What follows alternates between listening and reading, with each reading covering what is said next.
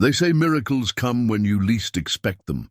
For single dad Jack Miller, it happened on the coldest day of winter, when his bank account was empty and hope felt as frozen as Lake Minnetonka's surface. Working 3 jobs to support his young daughter, he barely had time to dream of a better life. But fate had other plans. When he saw 2 children crash through the lake's ice, Jack didn't hesitate. He plunged into the freezing water, saving the twins but slipping into darkness himself. He should have woken up in a hospital. Instead, he found himself in a billionaire's mansion, surrounded by luxury and a family who looked at him like he was their miracle. Could a single act of courage change not just one life, but 2 families forever? The eviction notice glared at Jack Miller from his kitchen counter, its red lettering harsh against the white paper. 3 months behind on rent. Final warning. He'd hidden it under a stack of bills before Emma woke up, but its presence lingered, like a shadow in the small apartment. "Daddy, is the hot water working today?" Emma's voice drifted from the bathroom, small but hopeful. Jack winced, remembering the gas bill he'd only paid half of. "Give it a minute to warm up, sweetheart." He knew it wouldn't, but sometimes hope was all they had. At 8 years old, Emma had already mastered the art of pretending things were okay.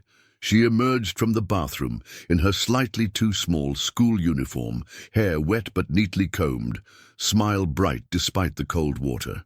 Jack's heart squeezed.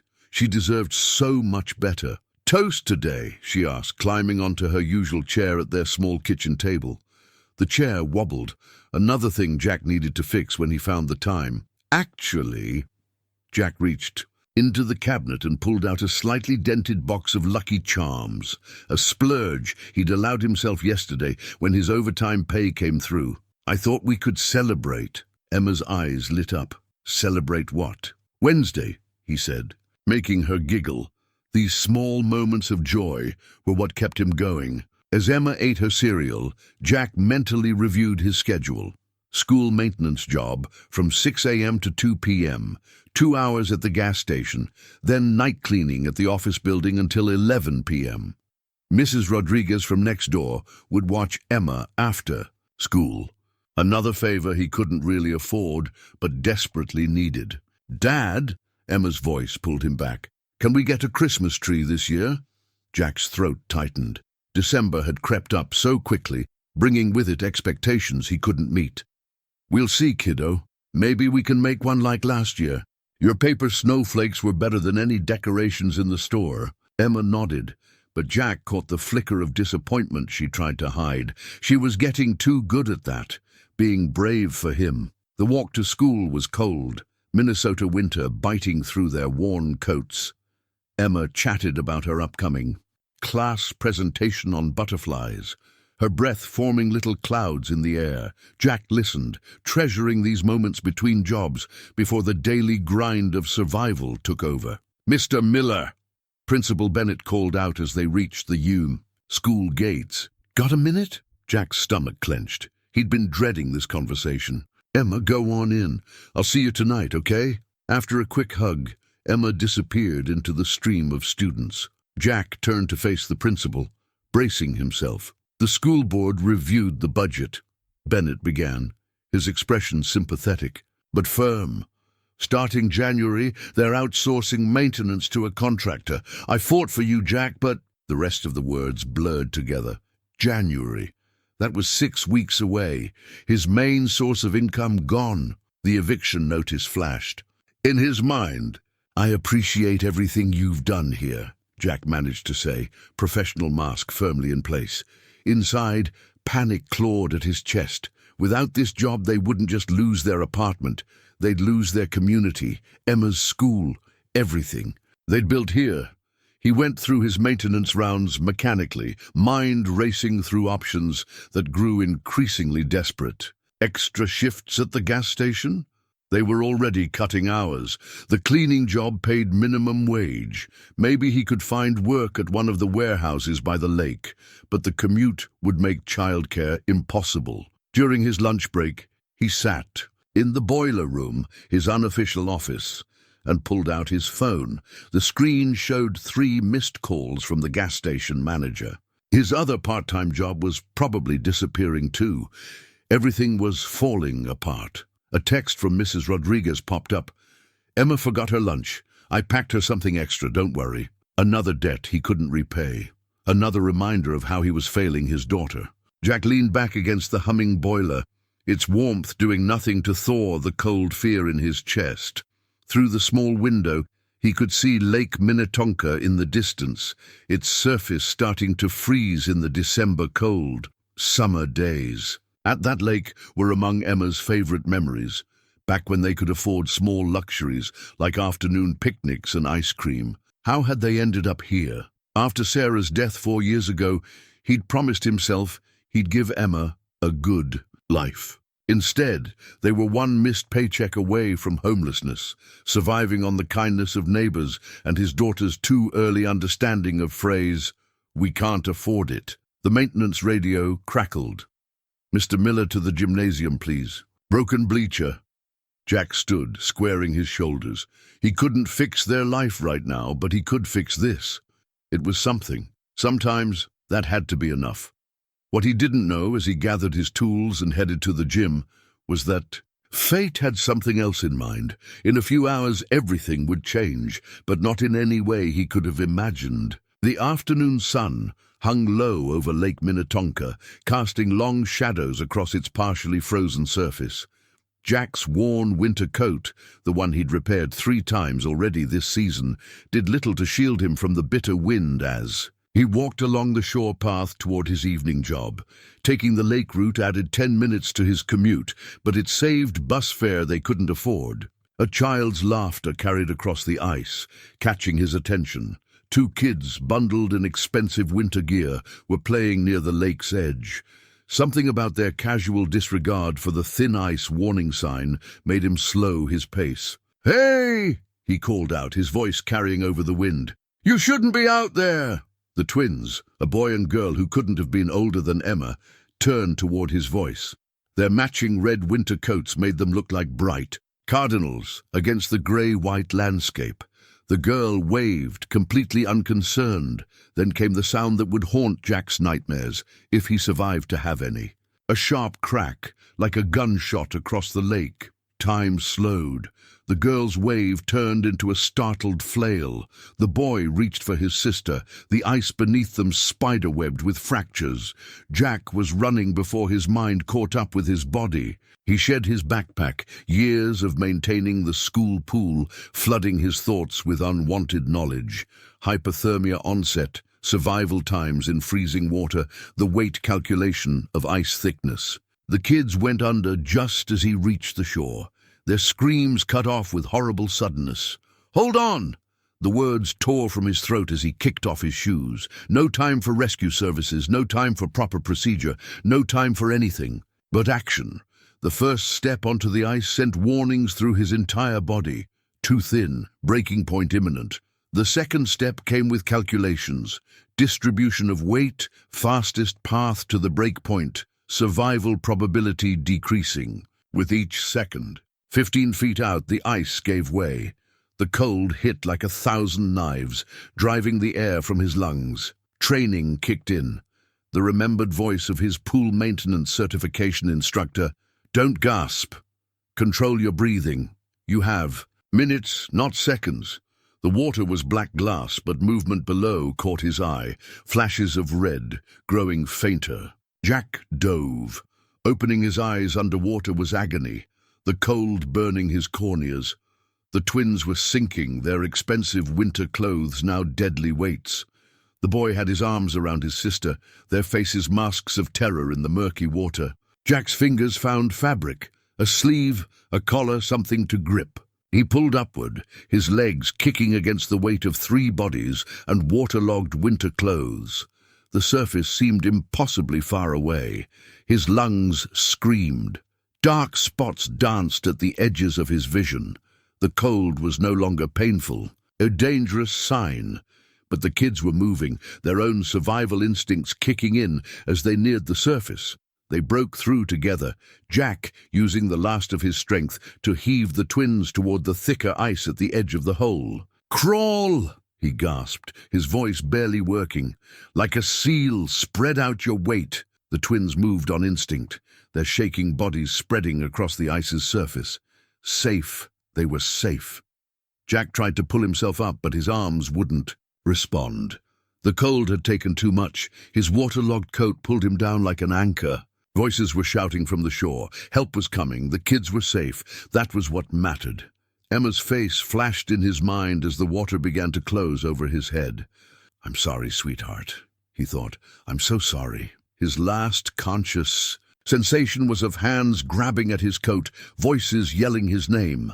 Then darkness took him, and Jack Miller slipped beneath the ice of Lake Minnetonka, his final act of repair complete. Jack floated in warmth, which was his first clue that he wasn't dead.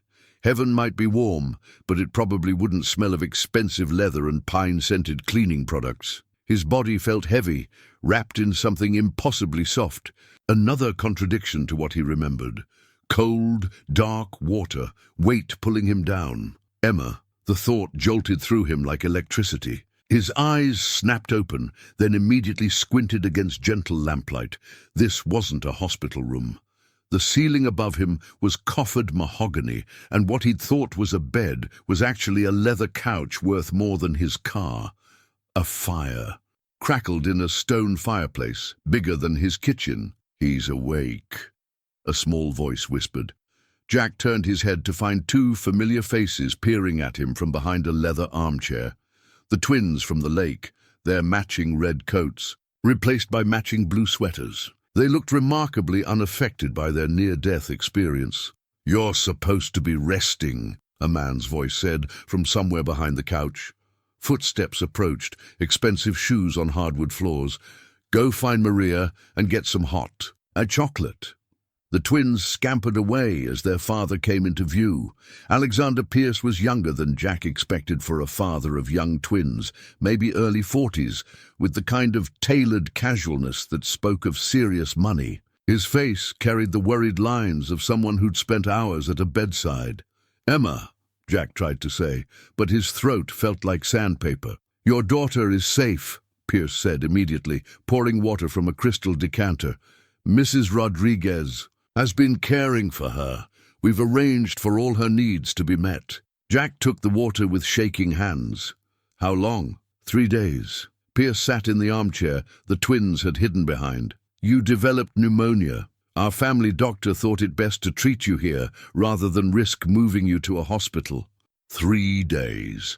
Jack's mind raced through all the implications. Missed work, missed rent payment, Emma. "Everything has been taken care of," Pierce said, as if reading his thoughts. "Your daughter is attending school as normal. Your landlord has been paid. Your employers have been informed of your medical emergency." "Why?" The question came out sharper than Jack intended.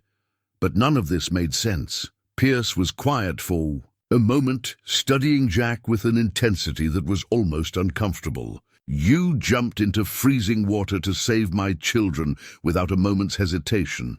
Taking care of your responsibilities while you recovered seemed like the least I could do." A newspaper lay on the coffee table. "Local hero missing after lake. Rescue" splashed across the front page.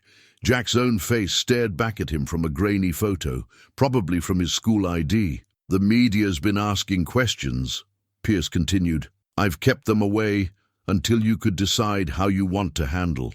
Jack's head spun with the unreality of it all. "I should go. Emma needs me." "Emma needs you healthy," Pierce corrected gently, "and we need to talk about the future." Something in his tone made Jack pause. "The future? Dad!" One of the twins, the girl, burst back into the room clutching a tablet.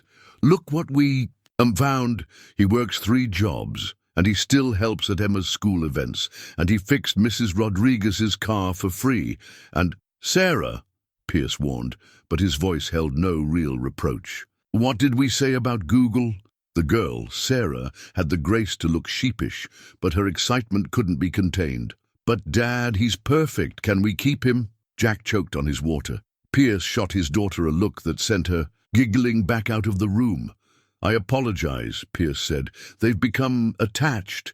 Nearly dying together tends to create bonds." "They seem remarkably okay," Jack observed. "Children are resilient, and they have excellent therapists."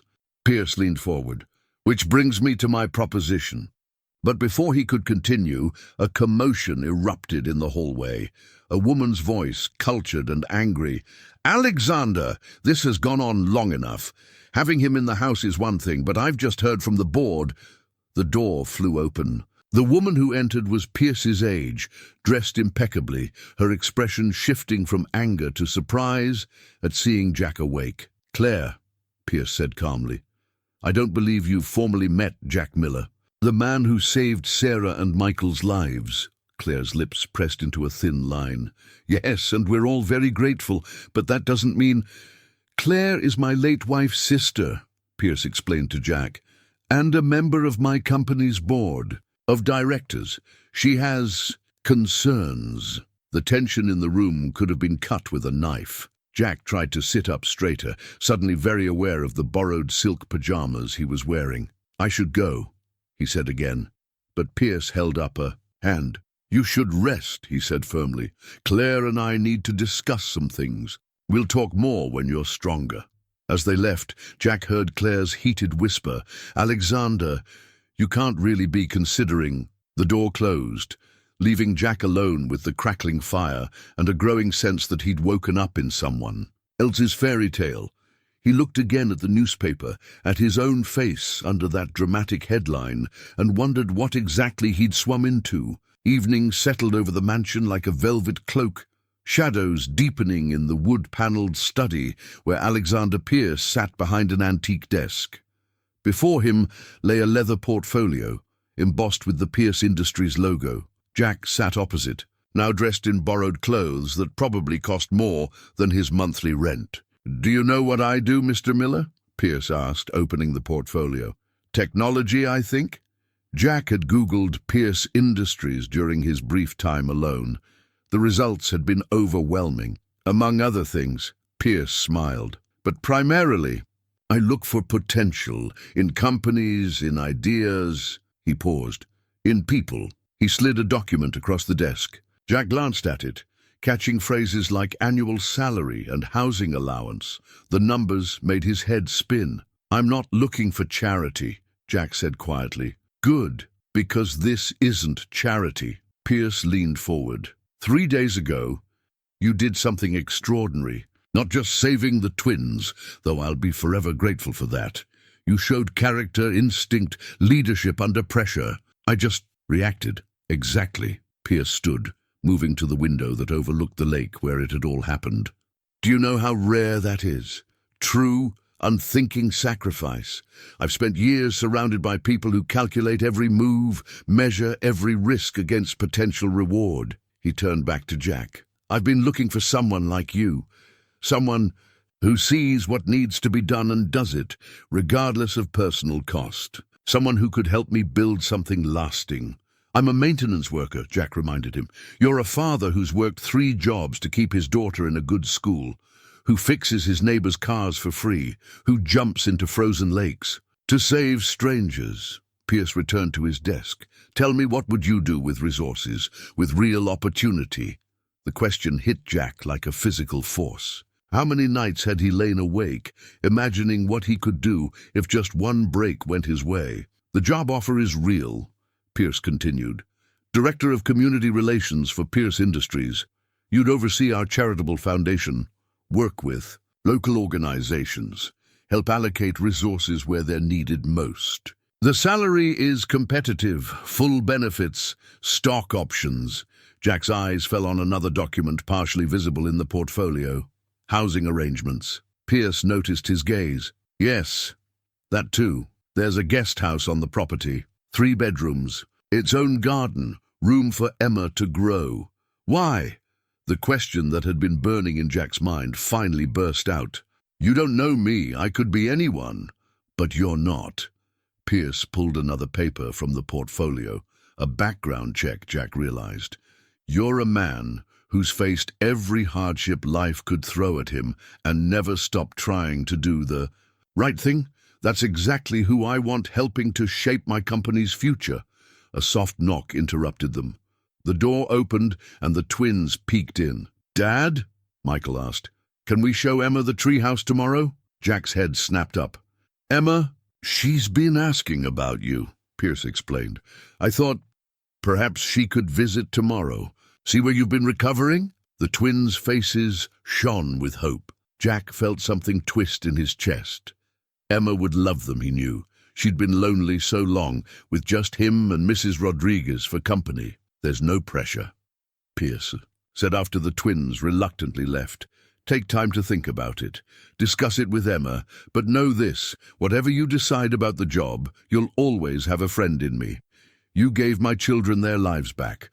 That debt can never be repaid." Jack looked down at the contract, the numbers still making his vision blur.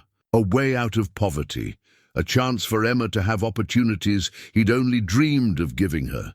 It seemed too good to be true. "Claire doesn't want me here," he said finally. Pierce's expression tightened slightly. "Claire is protective of the twins, of Catherine's memory, but she doesn't make these decisions. Catherine, my late wife, the twins' mother." Something flickered in Pierce's eyes. "She died when they were 3. Ice on a dark road. Another winter that took too much." The parallel hung unspoken between them. Another parent, another loss, another life changed by a frozen moment. "Think about it," Pierce said, gathering the papers into a folder and handing them to Jack. "That's all I ask." Jack took the folder, its weight feeling like much more than paper. Inside was everything he'd ever wanted for Emma, for himself, a future instead of just survival.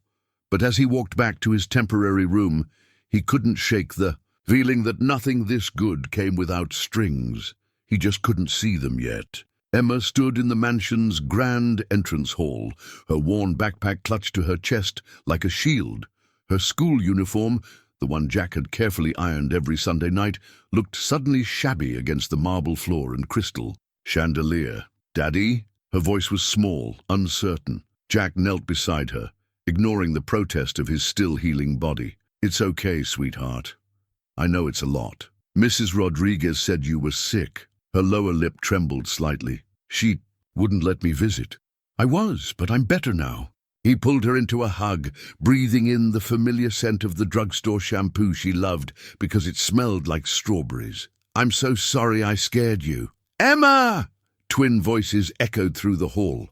Sarah and Michael burst from around a corner, skidding to a stop just short of collision. They wore matching private school uniforms that probably cost more than Jack's monthly utilities. Emma shrank closer to her father, but Jack could see the curiosity in her eyes. "You must be Emma," Alexander Pierce said, appearing behind his children with the quiet authority Jack was beginning to recognize. "I've heard so much about you. The twins haven't talked about anything else all week." "You saved my dad," Emma said suddenly, her voice stronger. "Mrs. Rodriguez told me." Pierce's expression softened. "Actually, your father saved my children. We're the ones who owe him everything." Emma processed this, her 8-year-old mind working through the implications. "Is that why we're here? Because of the owing?" A startled laugh escaped Pierce. "You're very direct, aren't you?" "No, you're here because we'd like to be friends, if you want to be." "We have a treehouse," Sarah burst out, unable to contain herself. "Longer, and a game room, and the chef makes the best hot chocolate, and—" "Sarah," Pierce warned gently, but Emma's eyes had lit up at hot chocolate. Can I see?" she asked, looking up at Jack. "Of course you can," Pierce answered before Jack could. "Maria already has some waiting in the kitchen. Why don't you all go try it?" The twins didn't wait for further permission, each grabbing one of Emma's hands. She cast one quick glance back at Jack, who nodded encouragement, before allowing herself to be swept along in their enthusiasm. "They'll be fine," Pierce assured Jack, as Emma's startled giggle echoed back to them. "Maria's been with us since the twins were born. She has a sixth sense about children." Jack watched his daughter disappear around the corner, her worn backpack abandoned on a marble bench. "I've never heard her laugh like that." Children adapt quickly, Pierce said. Sometimes more quickly than adults. The sound of running feet and more laughter drifted from somewhere deeper in the house. Jack remembered Emma's quiet games in their small apartment, making up stories to tell her stuffed animals because she had no one else to play with. She deserves this, Pierce said quietly, reading Jack's thoughts. A chance to just be a child, to have friends her own age, to not worry about adult problems. Jack's throat tightened. How many times had he wished for exactly this? To give Emma the childhood she should have had, free from constant worry about money and survival. A door opened somewhere above them, and Claire appeared on the curved staircase. She froze at the sight of them. "I didn't realize she was coming today," Claire said, her tone carefully neutral. "The twins were excited to meet her," Pierce replied, equally careful. Claire's eyes found Jack's. Something unspoken passed between them, recognition, perhaps, of what it meant to want to protect children you loved. "She seems quiet," Claire offered, less frost in her voice than usual. "She's shy at first," Jack said. "But give her time." As if to prove him wrong, Emma's laugh rang out again, followed by the twins' voices and the sound of running feet. "No running in the house," Claire called automatically, then looked startled at her own maternal instinct, extending to Emma. Pierce smiled slightly. "Maria's probably stuffing them with cookies by now. Should we rescue her?" They found the children in the vast kitchen, where Maria, a warm-faced woman in her 50s, was indeed setting out a plate of cookies. Emma sat between the twins at the marble island, her feet swinging, chocolate at the corners of her mouth. She looked happier than Jack had seen her in years.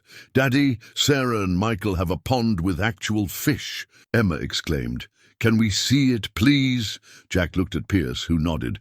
"Bundle up first. Minnesota winters don't care about excitement." As Maria helped the children into warm coats, a brand new one appearing mysteriously for Emma, Jack watched his daughter transform.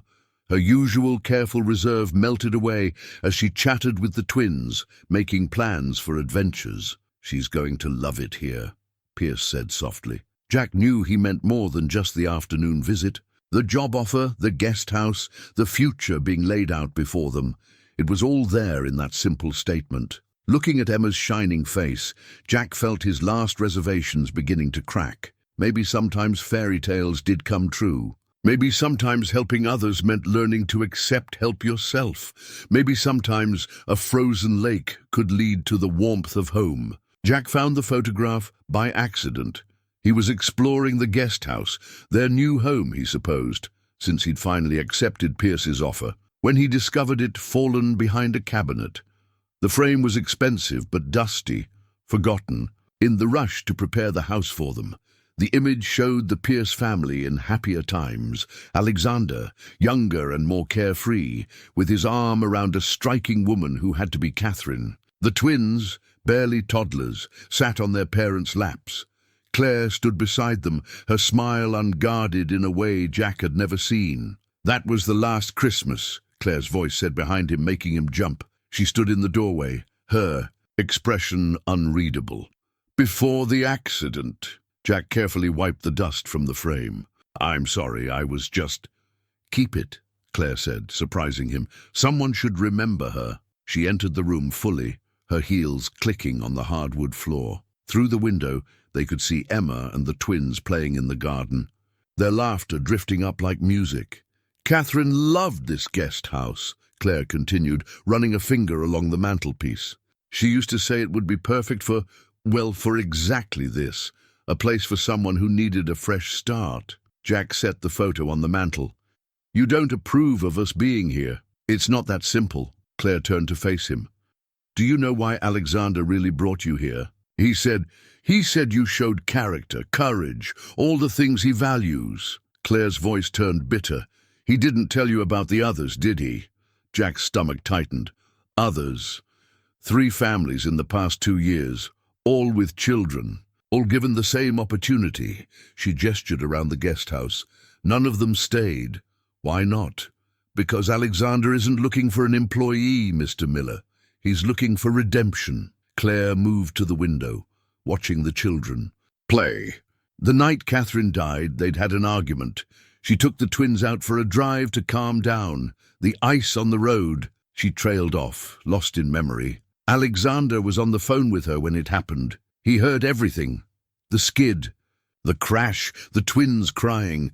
By the time help arrived, Catherine was gone. Jack thought of Pierce's face when he'd mentioned his late wife, the weight behind his words about Winter taking too much. The twins don't remember, Claire continued. But Alexander, he's been trying to save Catherine ever since. Through you, through the other families. He thinks if he can just help enough people, protect enough children. It wasn't his fault, Jack said quietly. Claire's laugh was hollow. Of course it wasn't, but guilt doesn't care about logic, does it? You should know. I've seen how you look at Emma, like every hardship in her life is your personal failure. The observation hit too close to home. Jack looked at the photograph again, at Catherine's bright smile. What happened to the other? Her families. They couldn't handle the pressure. Being Alexander's project, living in Catherine's shadow. Claire straightened her already perfect posture. The twins got attached each time, watching them go through that loss again and again. Is that why you've been so against us being here? Partly. She turned back to him, but mostly because this time feels different. The way the twins look at you, the way Emma fits so naturally into their world.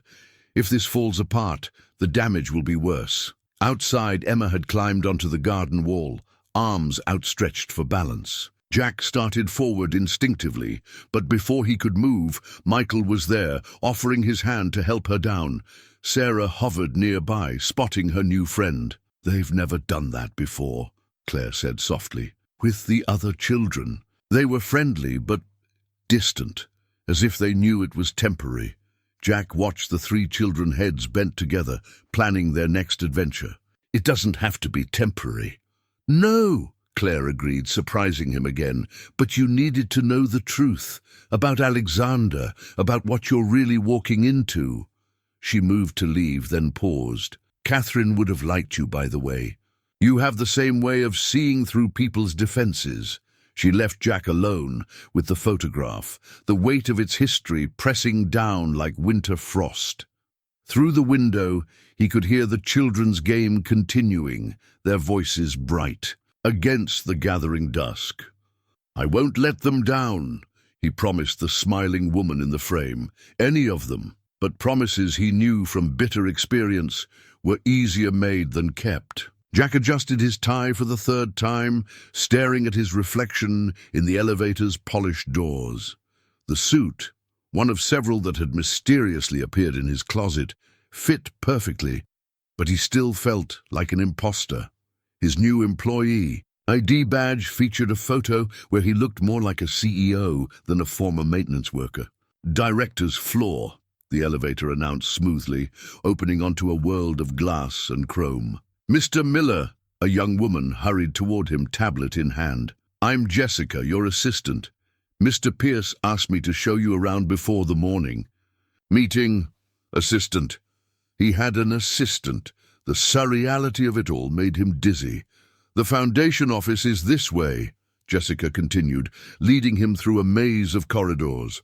We've already had 32 applications for the winter grant program, and the community outreach team is eager to meet you. She opened a door to reveal a corner office with floor-to-ceiling windows. A small team waited inside, all looking at him with barely concealed curiosity. Team, this is Jack Miller, our new Director of Community Relations, Jessica announced. Jack recognized the look in their eyes, the same one he'd seen at the country club last week, when Pierce had introduced him to the board. They were wondering how a man with no college degree had landed a director-level position. I know what you're thinking, he said, deciding to address it head-on. Why me? The team shifted uncomfortably, but Jack continued. I asked myself the same thing, but then I realized I've spent the last 8 years on the other side of grant applications. I know what it's like to need help and not know how to ask for it. To face a system that seems designed to say no. He moved to the window, looking down at the city below. My job isn't to run a charity, it's to build bridges, to find the people who are already doing the hard work in their communities and give them the resources they need to do more. The tension in the room eased. A woman in the back, Linda according to her badge, raised her hand. "We've been working on a proposal for mobile health clinics. Would you like to see it?" Jack smiled. "Show me everything." Hours later, he was deep in project proposals when Pierce appeared in his doorway. "Having fun?" Pierce asked, noting the stacks of papers covering Jack's desk. "These people are amazing," Jack said. "They just needed someone to listen to their ideas." Pierce nodded, satisfied. "That's exactly why you're here." He paused. "How's Emma settling in at the new school?" "Better than I expected. Having the twins there helps." Jack smiled, remembering Emma's excitement about her new uniform. Though she did ask why her science lab has better equipment than her old school's entire building. "Sounds like a foundation project waiting to happen." "Already on it." Jack held up a proposal. "Linda's team is working on an educational equity initiative." Pierce's phone buzzed. He checked it and frowned. "Board meeting in 10 minutes. Claire says you should be there." Jack's surprise must have shown on his face. "She's coming around," Pierce said. "You've impressed her with how quickly you've taken to the role." The board meeting was less intimidating than Jack expected. He presented the Foundation's new initiatives with confidence born from genuine passion for the work. When he finished, even Claire gave him an approving nod. Afterward, he found himself in the executive parking garage, staring at his reflection in his new car's window. The man looking back at him wore success as if born to it, but his hands still bore the calluses of his former life. His phone buzzed. With a text from Emma. "Can Sarah and Michael come over for movie night?" Jack smiled, typing back a yes. The twins had practically moved into the guest house's media room, making it their refuge from the main mansion's formality. As he drove home, he passed his old apartment building. Mrs. Rodriguez was outside, tending her small garden. She waved, and he pulled over. "How's our girl?" she asked before he could speak. "Happy," Jack said. "Really happy." Mrs. Rodriguez patted his cheek. "And you, are you letting yourself be happy too?" The question caught him off guard. Was he? The work fulfilled him, Emma was thriving, and for the first time in years, he wasn't counting pennies or juggling bills. "I'm learning," he said finally. She nodded, understanding in her eyes. "Good. Just remember, even golden cages are still cages if you lock them yourself." Jack thought about her words as he drove the rest of the way home, but when he walked into the guest house to find Emma teaching the twins how to make his mother's secret recipe hot chocolate, all thoughts of cages faded. This wasn't a cage, it was a second chance, and he was finally learning to trust it. The manila envelope arrived on Claire's desk unmarked, but she knew what it contained. The private investigator she'd hired had been thorough, as he should be, given his fee. She closed her office door before opening it. Jack Miller's life. Spilled out in clinical detail. Birth certificate, school records, marriage license, death certificate for his wife Sarah, credit reports showing the spiral of medical debt. Job histories, rental applications, child services interviews during the hardest times after Sarah's death. But it was the older records that caught Claire's attention. News clippings from 20 years ago. Local teen saves family from house. Fire. A police report praising a young Jack Miller's quick thinking. Awards from his high school swim team. A pattern emerged. Jack hadn't just happened to be at Lake Minnetonka that day. He'd been saving people his whole life. "What are you looking for?" Alexander's voice made her jump. He stood in her doorway, expression unreadable. "You didn't do a thorough background check," Claire said, recovering quickly. "Before bringing him into our lives, into the children's lives." "I did." Alexander picked up one of the news clippings. "I just didn't feel the need to dig up every painful moment of his past." "The custody battle?" Claire pushed forward a document. "Sarah's parents tried to take Emma, and failed, because Jack was a good father despite impossible circumstances." Alexander's voice hardened slightly. "Why are you doing this, Claire?" "Because someone has to." The words burst out louder than she intended. "Because last time was different." Alexander sat down across from her. "The others were looking for an easy solution. Jack, He reminds me of Catherine, the way he sees through people's defenses, the way he puts everyone else first. That's what worries me." Claire spread out the financial records. "Look at the pattern. Every time he had a chance to get ahead, he gave it up to help someone else. The promotion he turned down to care for Emma. The night school he quit to help Mrs. Rodriguez after her husband died. You say that like it's a bad thing. It is when you're offering him millions in foundation resources to manage. What happens when he starts giving it all away?" Alexander smiled slightly. "That's exactly why I chose him." A commotion outside interrupted them. Through the glass walls, they could see Jack in the hallway, surrounded by the foundation team. They were celebrating something. Linda was holding up what looked like a grant approval letter. "Look at them," Alexander said softly. "When was the last time you saw the foundation team this energized?" Claire watched Jack with his team. He was explaining something, his hands animated, his face lit with genuine enthusiasm. The others hung on every word, their own excitement. "Obvious. He got the Wilson Foundation to match our education grants," Alexander continued. "Doubled our impact without touching our budget. And you know why?" Claire raised an eyebrow. "Because he spent 3 hours with their director, talking about his daughter's old school, about what it's like to watch your child's potential, limited by resources. He didn't pitch them. He showed them the need." Through the glass, they could see Jack pulling out his phone, probably to share the news with Emma. His whole face softened when he talked about his daughter. "He's not going to run," Alexander said gently. "He's not going to take advantage, and he's not going to break the twins' hearts." He touched the pile of investigative reports. "Let the past stay in the past." Claire looked down at her desk, at Jack's life laid out in black and white. Medical bills from Sarah's illness, eviction notices, school reports praising Emma's resilience during their hardest times. And through it all, a thread of stubborn integrity. "The board meeting next week," she said finally. "They'll want to review his control of the foundation budget. And I'll support him." She began gathering the papers. "But I'm keeping these, just in case." Alexander stood to leave, then paused. "Catherine would have done the same, you know.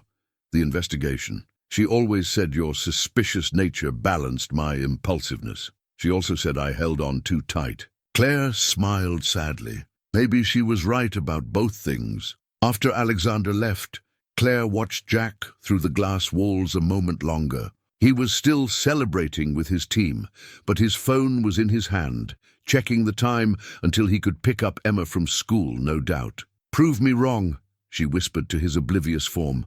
"Prove me wrong about all of it." She locked the investigator's file in her desk drawer, but kept the key close, just in case, because someone had to remember that even fairy tales could have hidden thorns. The medical records lay scattered across Claire's desk, their clinical language a stark contrast to the emotional weight they carried. Jack stood frozen, trying to process what he was reading. She wasn't just taking a drive to calm down. Claire said quietly. Catherine was leaving, really leaving. The accident happened on her way to the airport. Jack picked up a prescription record, antidepressants, anxiety medication, therapy sessions, a hidden history of postpartum depression that had never fully lifted. Alexander didn't know, Claire continued. None of us did. She hid it so well, always being the perfect wife, perfect mother. But that night she called me, said she couldn't pretend anymore. The twins, Jack said. They were in the car. She would never have hurt them, but she thought they'd be better off. Claire's voice cracked. She'd arranged everything. A place to stay, custody agreements. She just couldn't bear another Minnesota winter, another day of smiling through the darkness. Jack sank into a chair, memories of Sarah's final days swimming in his vision. The same signs had been there, the forced smiles, the quiet withdrawal, the careful planning that he'd mistaken for recovery. Why are you showing me this now? Claire pulled out another file. His wife's medical records. Because you understand.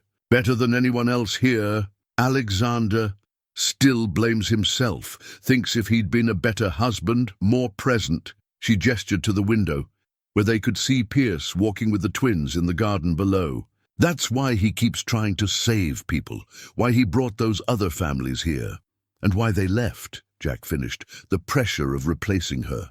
But you're different, Claire met his eyes. You're not trying to replace anyone, you're just healing, all of you. A knock at the door interrupted them. Emma peeked in, slightly out of breath. Dad, Sarah and Michael want to show you something in the treehouse. They said it's important. Jack glanced at Claire, who nodded. Go? They've been planning this surprise all week. He followed Emma through the mansion and out to the sprawling grounds. The treehouse, more of a tree mansion really, glowed with string lights in the early evening dim. Close your eyes, Sarah called down. No peeking, Jack obliged, letting Emma guide him up the sturdy stairs. The smell of paint and glue filled the air. Okay, open! The twins and Emma stood proudly before a wall covered in photographs. But not just any photographs. Someone had carefully recreated the family photo timeline from the mansion's hallway. Only this version included new additions. Jack and Emma at the Winter Carnival, all 3 kids building a snowman, family movie, nights in the guest house. It's our new family wall, Michael explained. Mom's still here, he pointed to the original photos, but now there's room for everyone. Mrs. Rodriguez helped us get the old pictures, Emma added.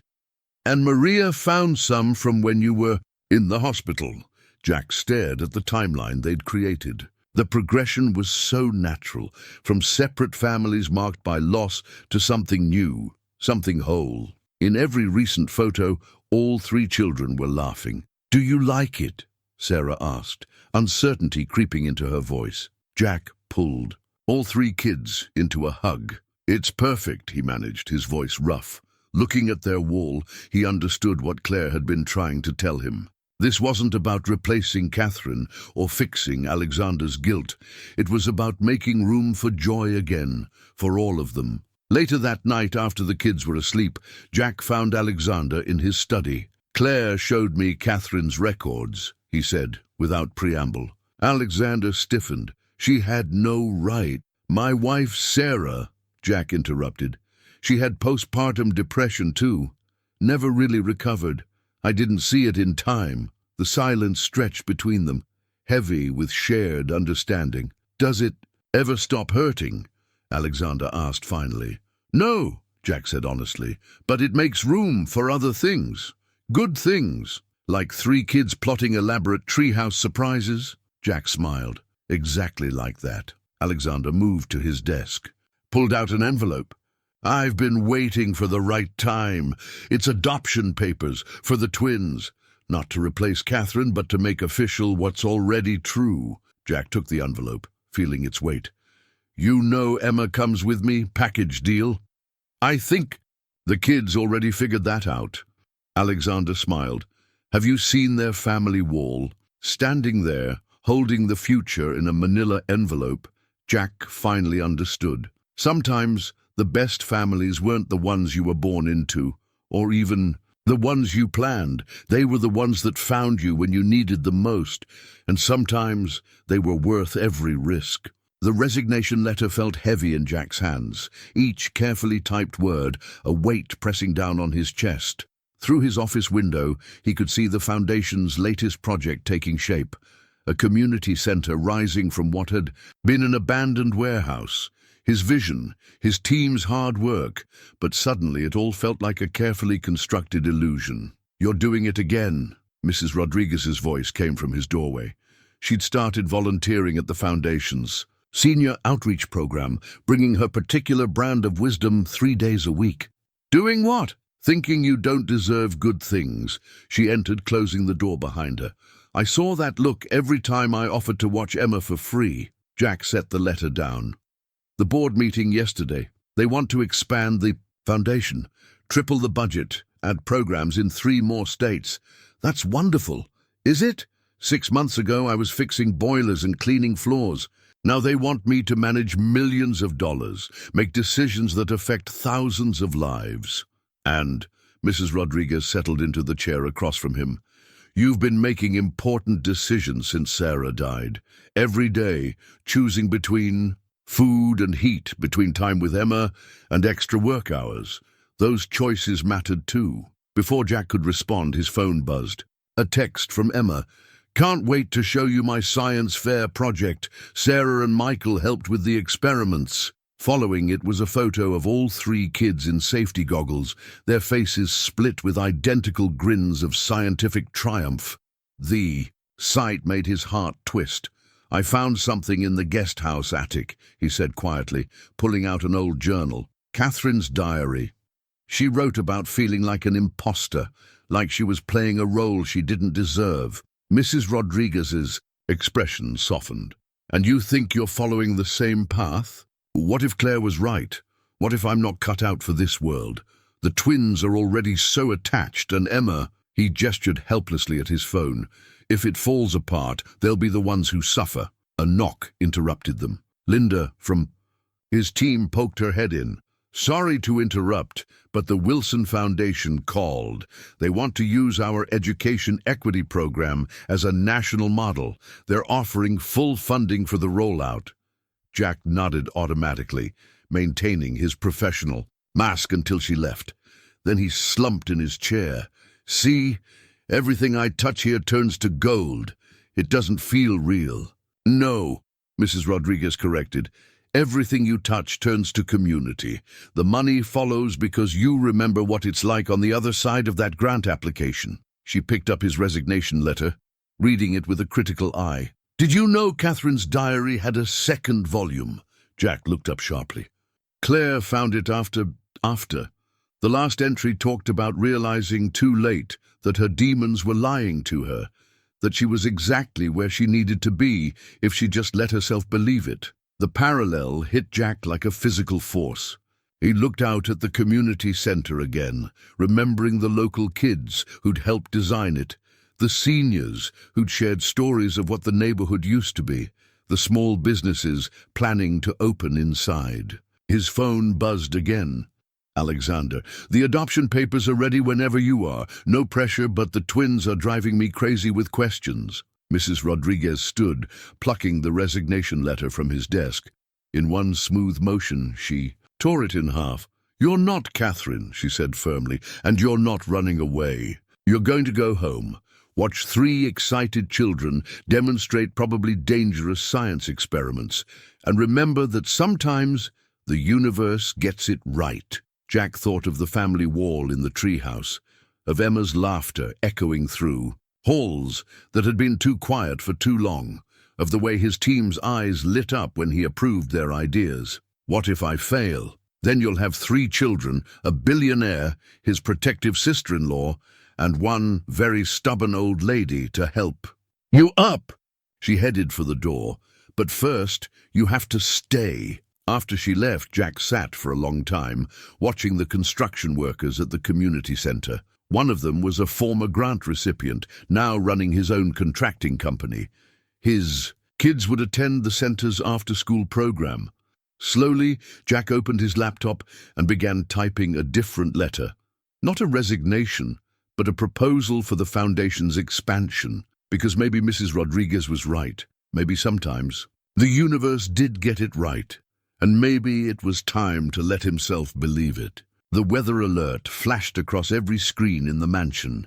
Severe winter storm warning, travel not advised, potential power outages. Outside, Lake Minnetonka disappeared behind a wall of whirling snow, the wind howling like a living thing. Just like that night, Claire whispered, staring out the study window. No one had to ask which night she meant. They were all trapped together. Jack and Emma had been at the main house for dinner when the storm hit full force. Now the short walk to the guest house might as well have been miles. The generator's running, Alexander announced, returning from the basement. We should be fine for heat and essential power, but the main grid's down across the county. The twins huddled near the fireplace with Emma, all 3 children unusually quiet. They'd been telling ghost stories when the first power flicker hit, but now their excitement had turned to unease. Dad, Sarah called out, can you tell us about Mom? About what she was like in storms? The question landed like a stone in still water, ripples of tension spreading through the room. Alexander froze halfway to his chair. Claire's hand tightened on her wineglass. But before anyone could deflect, Michael added, "We found her old pictures in the attic. She looks happy in them." "You went in the attic?" Claire's voice sharpened. "That's private." "They deserve to know her," Jack interrupted quietly. All eyes turned to him. Not just the silence around her name, not just the careful way everyone avoids mentioning her. They deserve to know their mother. Alexander sank into his chair, looking suddenly older. "What do you want to know?" The kids exchanged glances, years of unasked questions bubbling to the surface. Finally, Sarah spoke. "Did she like hot chocolate too? Like Maria makes?" A startled laugh escaped Alexander. "She invented Maria's recipe. The secret ingredient was cinnamon and cardamom," Claire finished with him, smiling despite herself. "She put it in everything during winter. And she loved storms," Alexander continued softly. "She'd wrap you both in blankets and take you to the conservatory to watch the lightning. Said it was nature's own light show." "Really?" Michael perked up. "Can we go there now? To watch the snow?" The adults exchanged looks. Jack nodded encouragingly. "I suppose," Alexander stood.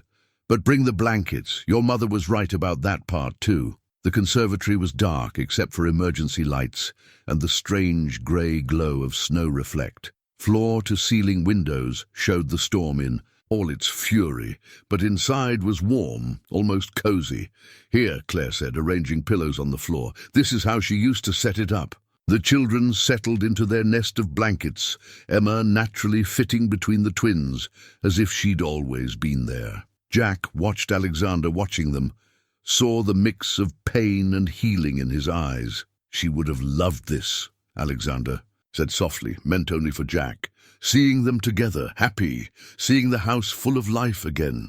A particularly strong gust rattled the windows. Sarah squeaked and grabbed Emma's hand. Without hesitation, Emma started singing a silly song she'd learned at her old school, something about a penguin's winter party. Soon all three kids were giggling. "Jack," Claire said suddenly, when Sarah was ill, how did you help Emma understand?" The question carried layers of meaning. Jack thought carefully before answering. "I told her the truth, not all at once, but in pieces. She could handle, and I made sure she knew it wasn't her job to fix the adults in her life. Unlike what we did," Claire said bitterly, "protecting the twins from everything, even memories that might have helped them heal." "It's not too late," Jack offered. "Look at them now." Indeed, the children had shifted from Emma's song to begging Alexander for more stories. Each small revelation about their mother was met with eager questions, building a picture of the woman they barely remembered. "She collected butterflies," Alexander was saying. "Not real ones, glass figurines. Said they reminded her that beautiful things could come from dark places. Like the chrysalis in my science project," Sarah exclaimed. "Dad, can we put Mom's butterflies in the treehouse, on our family wall?" The question could have shattered the moment. Instead, Alexander smiled through tears. "I think she'd love that." As the storm raged outside, they continued sharing stories, Claire remembering Catherine's terrible cooking attempts, Alexander describing her passion for amateur astronomy, the twins soaking up every detail. Emma listened too, occasionally offering her own stories about Sarah. Jack sat back, watching this family piece itself back together in the storm's strange light. Sometimes it took darkness to see what was broken, and sometimes it took being trapped together to finally break free. A distant rumble of thunder punctuated the night. In the conservatory's warm shelter, surrounded by memories both painful and precious, winter's fury felt less like nature's violence and more like its way of washing the world clean, ready for a new season to begin. Emma's drawing appeared on the kitchen fridge the morning after the storm. 6 figures standing together under a bright sun, the word family written across the top in rainbow letters. She'd even included Maria, who was pictured holding what? was clearly meant to be her famous hot chocolate. "It's beautiful," Alexander said, finding Jack studying the picture over his morning coffee. The power had returned, but they were all still moving slowly, tender from the night's revelations. "She's never drawn a family picture with more than 2 people before," Jack said quietly. "Not since Sarah." In the background, they could hear the twins upstairs, helping Emma pack up the impromptu sleepover supplies. Their chatter mixed with Claire's voice directing traffic and Maria's humming as she made breakfast. The house felt different somehow, warmer, more lived in. "Look what we found!" Sarah burst into the kitchen, holding something carefully in her hands. It was one of Catherine's glass butterflies, iridescent wings catching the morning light. It was in Mum's old desk. "Can we really put it in the treehouse?" "Actually," Claire said, following her in, "I have an idea about that." She pulled out her phone, showing them a photograph. "The conservatory's east wall. Catherine always said it had the best light. We could put up shelves, display her whole collection, make it a family project." Alexander's coffee cup paused halfway to his mouth. Claire suggesting anything involving Catherine's belongings was unprecedented. "The kids could help design it," she continued, not meeting anyone's eyes. "Emma's got an artistic eye, and Jack, you're good with installation work. We could add pictures." Michael appeared, still in his rumpled pajamas. "Like our family wall, but bigger. And maybe," Emma hesitated, then gathered her courage, "maybe some of my mom's things too." She had a really pretty wind chime. The adults exchanged glances, reading the layers of meaning in the request. It was Emma who'd finally said it out loud, the possibility of honoring both mothers, of making space for all their stories. "I think," Alexander said carefully, "that's exactly what this house needs. A place where we remember everyone we love." Claire cleared her throat. "I may have some of Catherine's design sketches for the conservatory. She had all these plans she never got to finish." "Then we'll finish them," Jack said simply. Maria appeared with a tray of hot chocolate, Catherine's recipe, as if summoned by the moment. She took in the scene, the children's excitement, Claire's tentative smile, Alexander's damp eyes, Jack's steady presence. "About time," she muttered, in Spanish, but her own eyes were suspiciously bright as she passed out the cups. They spent the morning planning. Emma and the twins covered the kitchen table with drawings, their vision growing more elaborate with each iteration. Claire unearthed Catherine's old notebooks, post-it notes still marking her favorite ideas. Alexander shared stories about each butterfly in the collection, memories attached to where and when Catherine had found them. Jack mostly listened, watching his daughter bloom in the warmth of this expanding family. She moved between the twins, with easy affection, offered Claire shy suggestions that were seriously considered, and somehow knew exactly when Alexander needed one of her spontaneous hugs. "She's a bridge," Claire said softly, joining Jack by the window. "Like you. Bridges go both ways," he replied. She nodded, understanding. "We needed you both. I see that now." Her hand touched the butterfly Sarah had found. Catherine would have loved her. Them together, all 3 of them. Outside, the storm had left everything pristine, sunlight glinting off fresh snow. The lake that had brought such tragedy now looked peaceful, its surface a blank page waiting for new stories. "Dad," Emma called, "come see our design. We made room for everything." Jack joined the cluster around the table, where an ambitious blueprint had taken shape. The children had drawn butterflies and picture frames, memory boxes, and comfortable seating. A perfect blend of past and present, carefully crafted by 3 kids who understood instinctively what the adults were only now learning, that love could expand without limiting itself, that new joy didn't erase old memories, that family was whatever you built together. Maria refilled hot chocolate cups, adding extra marshmallows without being asked. Claire and Alexander bent over Catherine's notebooks, pointing out details to each other like rediscovered treasures. And through it all, the children's laughter rang out, the sound that had been missing from these walls for too long. Tomorrow would bring practical concerns, contractors to consult, schedules to coordinate, decisions about which memories to display first. But for now, they simply existed together in this moment of perfect understanding, wrapped in the warmth of Catherine's recipe and the love of those both present and remembered. Family, Emma's drawing declared in rainbow letters. No qualifiers needed.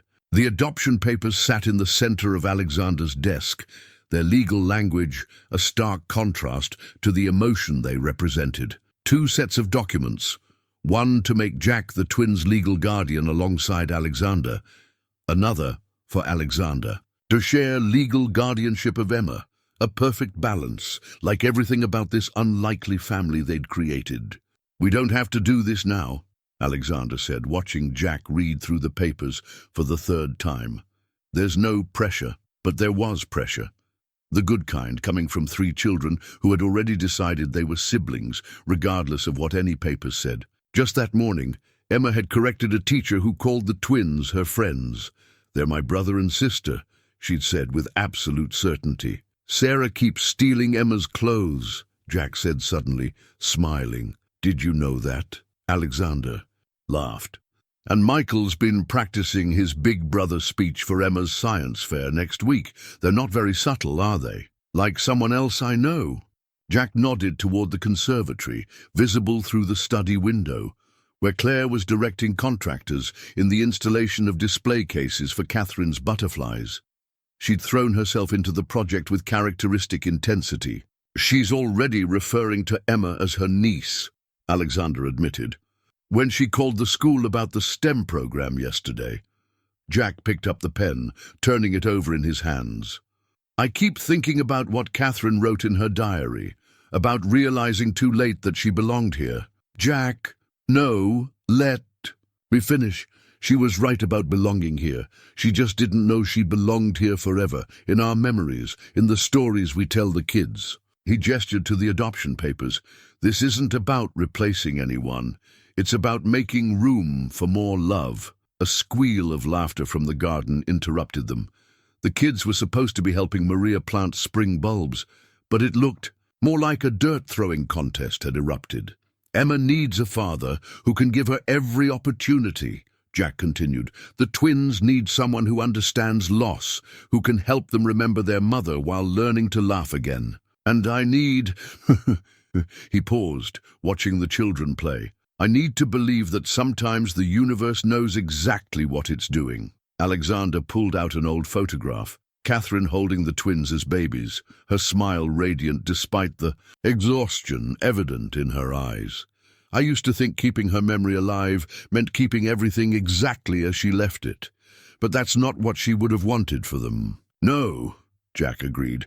"She'd want them running through halls, stealing each other's clothes, fighting over whose turn it is to help Maria with hot chocolate. Making dirt angels in my garden," Alexander added wryly, watching the chaos outside.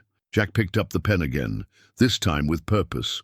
"We should do this properly, with the kids." "Actually," Alexander pressed a button on his desk intercom. "Maria, could you send them in?"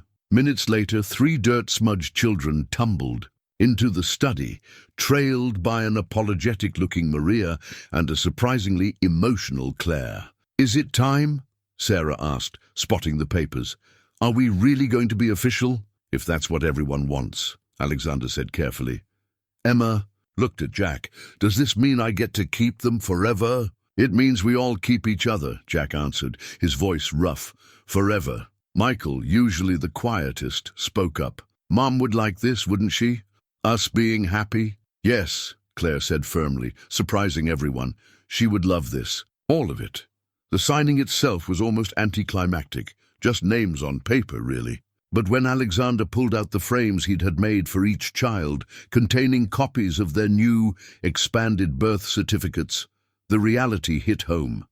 Emma Catherine Miller Pierce, Sarah Grace Pierce Miller, Michael Thomas Pierce Miller. "Now we match," Sarah said with satisfaction. Later, after the impromptu celebration Maria insisted on throwing, complete with Catherine's hot chocolate recipe and Sarah's favorite cookies, Jack found Emma in the conservatory. She was arranging her mother's wind chime near Catherine's butterflies, humming softly.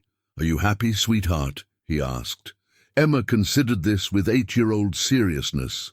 I think Mom would like sharing us. She always said love grows bigger when you share it." Out in the garden, Sarah and Michael were helping Alexander and Claire plant one last bulb, a special butterfly-attracting flower they'd chosen for the spring. "Besides," Emma added, "now we have enough people for proper family game nights. Mrs. Rodriguez said that's important." Jack laughed, pulling her close. Trust a child to find the simple truth in all of it. Sometimes family was about legal papers and hyphenated names, but mostly it was about game nights and shared recipes, about wind chimes and butterflies, about love that grew bigger when you dared to share it. And sometimes it was about a frozen lake that turned out to be just the beginning of a much warmer story. The family calendar on the kitchen wall of the guest house had become a masterpiece of organized chaos.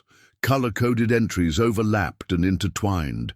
Emma's science club meetings in green, Sarah's dance classes in purple, Michael's chess tournaments in blue, red marks for Jack's foundation events, black for Alexander's business trips, orange for Claire's board meetings. Even Maria's schedule had its own color, yellow for the cooking classes she'd started teaching all 3 children.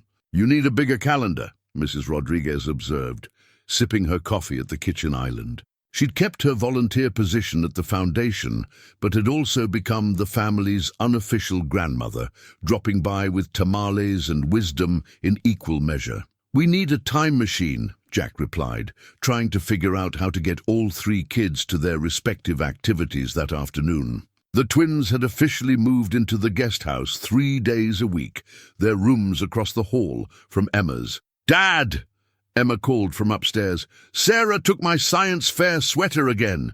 "It looks better with my skirt," Sarah's voice defended. "Remember when you worried about them not bonding?" Mrs. Rodriguez smirked. Jack checked his watch. "Michael, chess club starts in 20 minutes. "Can't find my lucky knight," came the response. "Check Emma's rock collection," Sarah suggested. "She's been studying probability with it." The morning chaos was interrupted by Alexander's arrival. He took in the scene, Jack juggling schedules, children shouting between rooms, Mrs. Rodriguez's amused observation with obvious delight. "The board meeting's been moved to next week," he announced. "I can take Michael to chess club, and I'll handle the girls' afternoon," Claire added, appearing behind him. She'd taken to showing up for breakfast several times a week, claiming Maria's coffee was better than her own. Sarah's dance studio is on the way to Emma's science club. Jack felt the familiar warmth that came with these moments, the casual way they'd all learned to share parenting duties, to anticipate each other's needs, to make space in their lives for this new kind of family. The calendar caught his eye. Again, next weekend was blocked off in green, purple and blue, their first official family vacation. They'd let the kids pick the destination, which had resulted in an interesting compromise between Sarah's beach dreams, Michael's interest in historical sites, and Emma's desire to visit the world's largest science museum. "Found it!" Michael thundered down the stairs, chess piece in hand. Emma was using it to demonstrate orbital patterns. "Was not!" Emma followed, wearing what was definitely Sarah's headband. "I was studying the effect of magnetic fields on strategic thinking." "That's not even a real thing," Sarah contributed, appearing in Emma's missing sweater. Alexander cleared his throat. "Chess club? Right!" Michael grabbed his bag. "Dad, are you coming to the tournament on Saturday?" "Which dad?" 3 voices asked simultaneously. "Both dads," Michael clarified, as if it were obvious. "Grandma Rodriguez too, right?" Mrs. Rodriguez wiped her eyes suspiciously. "Wouldn't miss it, mijo." As Alexander and Michael left, Claire efficiently organized the girls' clothing swap and herded them toward breakfast. Jack found himself alone in the kitchen with Mrs. Rodriguez, staring at the calendar that somehow mapped out his entire improbable happiness. "Maria's looking for summer cooking class volunteers," she mentioned casually. "I told her you might be interested." Jack raised an eyebrow. "Me? Catherine's recipes aren't going to learn themselves." She stood, gathering her purse. "Besides, Someone needs to teach these children that hot chocolate isn't the only food group. Later that evening, after the homework was done and the kids were arguing over movie choices in the media room, Jack found Alexander in the conservatory. Catherine's butterflies caught the setting sun, casting rainbow shadows on the walls. "I registered Emma for the summer sailing program at the Lake Club," Alexander said. "I hope that's okay." Jack nodded. "Sarah mentioned it. Actually, I was thinking—" He hesitated. "Catherine's diary talked about teaching the twins to sail. Maybe we could all learn together." Alexander's smile was answer enough. Outside, the lake that had brought them together sparkled in the evening light, its surface smooth and full of possibility. "Dad!" 3 voices called from the media room. "Maria made popcorn. Come on!" "Which dad?" Alexander called back, grinning. "All the dads!" came the emphatic response. They found Claire already installed in her favorite armchair. The kids sprawled across the floor with their popcorn, Maria distributing hot chocolate with her usual timing. The movie, some sci-fi adventure about found family and space exploration, was already queued up. Just another ordinary evening in their extraordinary family. And somehow, that was the most magical thing of all. The Lake Minnetonka Safety Foundation's inaugural ceremony dawned clear and cold, the December air crisp with possibility. Jack stood at the podium, looking out over the gathered crowd, local families, foundation supporters, and most importantly, his own unlikely family in the front row. The document in his hands laid out the foundation's mission: water safety education, emergency response training, and support for families affected by lake accidents. But it was more than just papers and programs. It was their way of reclaiming the lake that had both taken and given so much. "A year ago," Jack began, "I stood on these shores as a stranger. Today, I stand here as part of a family that knows firsthand how quickly life can change on the water. But we also know that change can bring unexpected blessings." Emma, Sarah, and Michael sat together, matching scarves protecting them from the winter wind. They'd helped design the foundation's logo, a butterfly over water, Catherine's spirit watching over future generations. "Our foundation's first initiative," Jack continued, "is the Catherine Pierce Memorial Swim Center. Free lessons for every child in the county, because no family should have to fear the water that makes our community special." Alexander stepped up beside him, his presence steady and familiar. "We're also establishing the Sarah Miller Scholarship, a fund ensuring that financial circumstances never prevent anyone from accessing water safety training." In the audience, Claire dabbed at her eyes, trying to maintain her composure. Beside her, Mrs. Rodriguez didn't bother hiding her tears, while Maria distributed thermoses of her famous hot chocolate to cold attendees. "But perhaps our most important announcement," Jack said, "comes from our youngest board members." The children stood, making their way to the podium. They'd practiced this moment for weeks, each taking their part seriously. "We're starting the Lake Angels program," Sarah announced clearly. "Kid volunteers, helping other kids learn water safety," Michael added. "Because sometimes the best teachers are people your own age," Emma finished. Their voice carried across the lake, strong and sure. In the sunlight, the water sparkled like Catherine's glass butterflies, beautiful rather than threatening. "1 year ago," Alexander took over, his hand finding Jack's, "this lake changed our lives. Today, we're changing its story, not erasing the past, but building a future where tragedy becomes transformation." The ceremony continued, ribbon cutting, applause, interviews for local news. But the real moment came later, when the crowds had gone and only family remained. Together they walked to the spot where Jack had dove in that fateful day.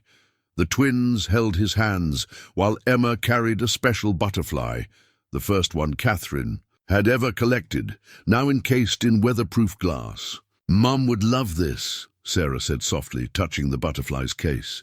"Both our mums would," Emma corrected, earning a squeeze from Jack. They placed the butterfly on the new memorial bench, its plaque reading, In memory of Catherine Pierce and Sarah Miller.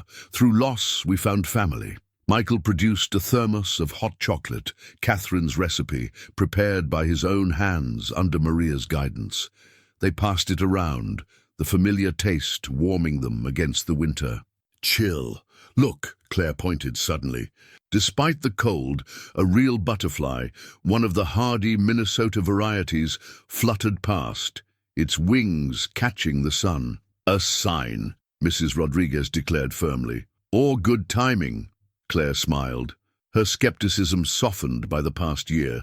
Or both, Alexander suggested, watching the kids try to follow the butterfly's path. As the sun began to set, casting long shadows across the lake, Jack watched his family, all of them, chosen and given, past and present, gather close against the cold. The water that had once nearly taken his life now reflected their joined images, a perfect picture of what could grow from courage and love. "Ready to head home?" Alexander asked softly. Jack looked at their children, racing each other back to the car while Claire called out warnings about ice. At Maria and Mrs. Rodriguez, already planning tomorrow's dinner, at the lake that had become not a barrier, but a bridge.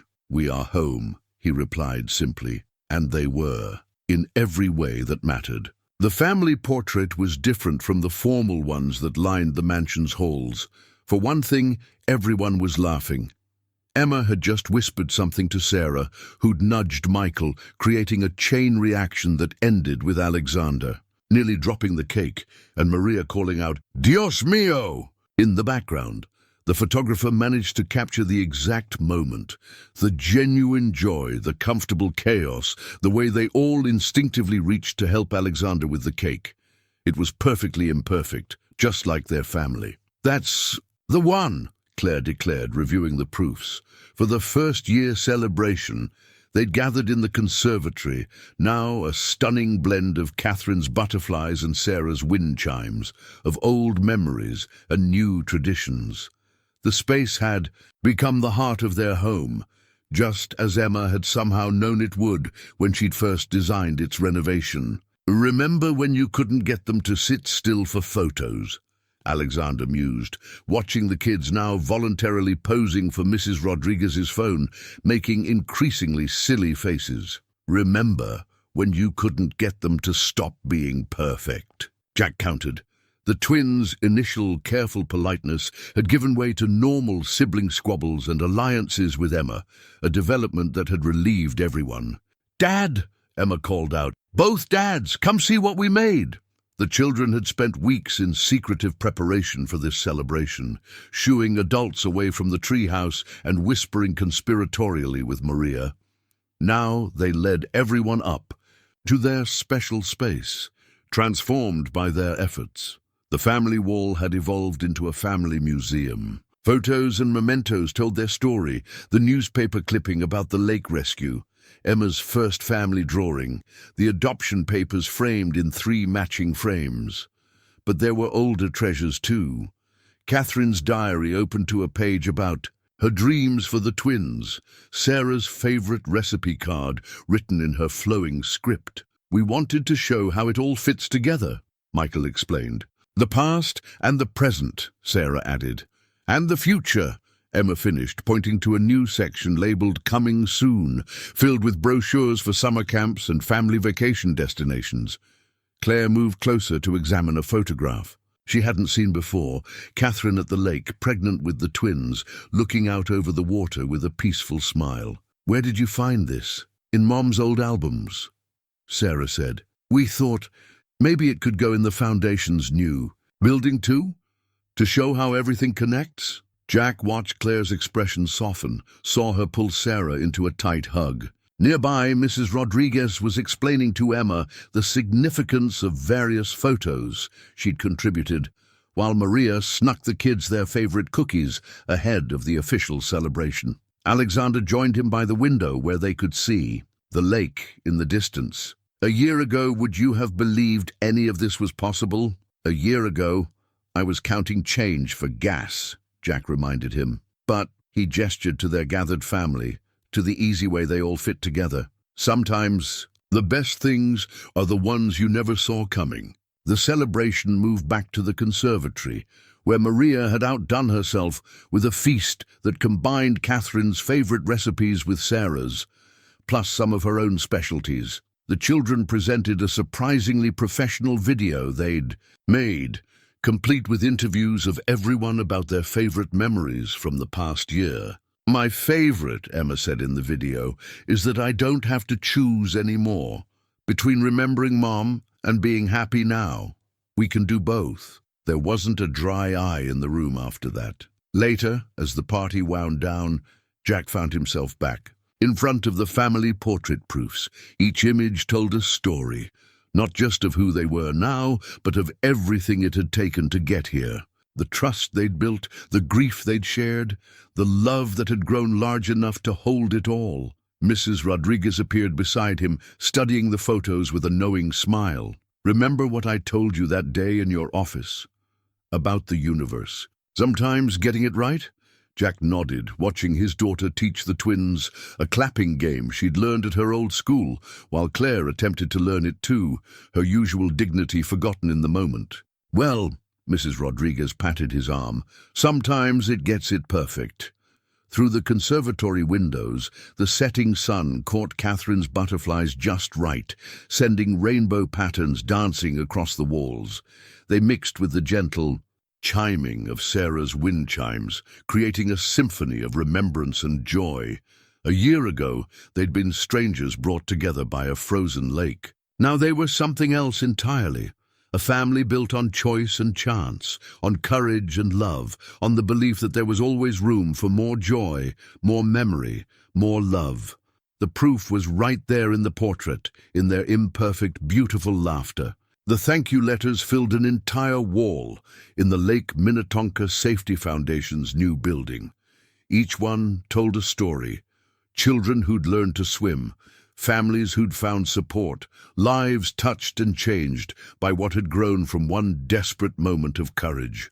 "Dear Mr. Miller Pierce," one letter began, "today my daughter graduated from the Lake Angels program. 2 years ago, she was terrified of water. Now she's teaching other kids to swim. Your family showed us that fear can become strength when you face it together." Jack often found himself drawn to this wall, especially on days when the foundation work felt overwhelming.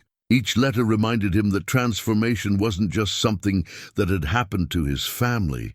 It was something they'd helped create for others. Reading the fan mail again, Emma's voice came from behind him. At 10, she'd grown into a confident young lady who split her time between science experiments and helping with the Foundation's youth programs. "Just reminding myself why we do this," Jack replied. Emma studied one of the newer letters. "Sarah and Michael are doing the summer instructor training next week. Can I join too?" Before Jack could answer, the Foundation's front doors burst open. The twins rushed in, followed by Alexander carrying what looked like science fair supplies. "Dad!" Sarah called out. "We figured it out! The perfect way to demonstrate water safety principles for the kindergarten program." Michael held up a complex diagram. "We're going to use Emma's magnetic field demonstration, but with water tension instead of chess pieces. And we're absolutely not going to flood the presentation room this time," Sarah added quickly. Alexander raised an eyebrow. "This time?" The sounds of their planning filled the building. Claire's voice joining in from her office, where she handled the Foundation's legal work, Mrs. Rodriguez contributing suggestions from her volunteer desk, Maria appearing as if by magic with snacks and her signature hot chocolate. Through the wall of windows, Jack could see the lake gleaming in the distance. The same lake that had nearly taken his life now hosted swimming lessons, safety courses, and family sailing days. The Catherine Pierce Memorial Swim Center would open its second location next month, and the Sarah Miller Scholarship Fund had already helped hundreds of families. A new letter caught his eye. This one written in a child's careful hand. "Dear Lake Angels, my mom says we're something called a blended family now. I was scared at first, but then I met Emma, Sarah, and Michael at swim class. They told me how their family blended too, And now they have 2 dads and extra grandmas and lots of love. Maybe we can have that too. Thank you for teaching me about more than just swimming. Love, Jenny. That's my favorite one, Emma said softly, reading over his shoulder. Jack pulled her close, watching Alexander help the twins refine their presentation. Through the office window, he could see Claire on the phone, probably arranging another foundation partnership. Mrs. Rodriguez was teaching a young volunteer how to properly file the ever-growing collection of letters. You know what Mom used to say, Emma asked. That love is like water. It finds a way to flow where it's needed. She was very wise. Jack smiled. Catherine must have been wise too, Emma continued. Since she left us all these butterflies to remind us that beautiful things can come from hard times. Outside, the lake sparkled under the Minnesota sun, its surface smooth and inviting. Tomorrow it would host another class of children learning to transform fear into confidence, another group of families discovering strength in unity. But for now, Jack simply stood with his daughter, surrounded by the evidence of lives changed and hearts healed, listening to the happy chaos of his blended, beautiful family, planning their next adventure. Sometimes the biggest miracles he'd learned weren't the dramatic moments of rescue.